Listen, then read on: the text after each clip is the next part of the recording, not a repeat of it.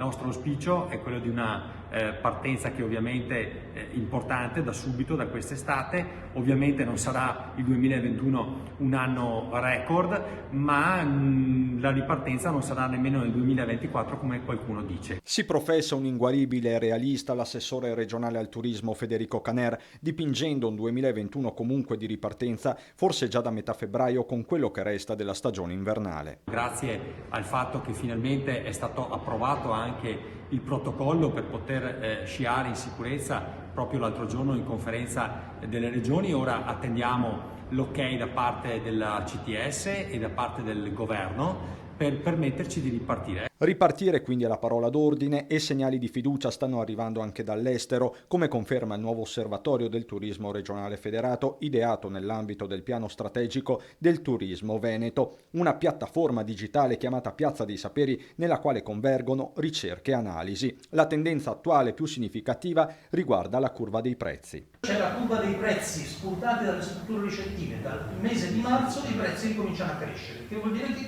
ricomincia a esserci una domanda. Con la Regione anche Unioncamere che da un lato guarda alla ripresa ma dall'altro rimarca la crisi attuale con i ristori che non arrivano. Se le certezze non ci sono non si possono fare investimenti e non si può proiettarsi in un futuro imprenditoriale e quindi cosa succede? L'impresa chiude, aumenta la disoccupazione e tante famiglie vengono messe nell'astrico. Questo non deve accadere.